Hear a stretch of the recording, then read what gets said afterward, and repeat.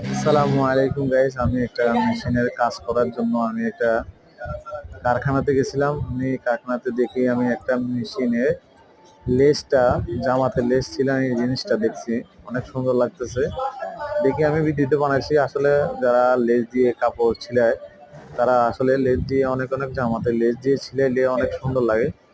তো এটা আমি এক জায়গায় দেখছি, এটা বলতে আপনার বিএপি টাওয়ার চট্টগ্রাম। ওটাতে আপনার একটা দোকানে আপনার লেস দিয়ে কাপড় অনেক সুন্দর করে সেলাই, অনেক ফিনিশিংটাও আছে। দেখি আমি ফিনিশিংটা দেখে ভিডিওটা বানালাম।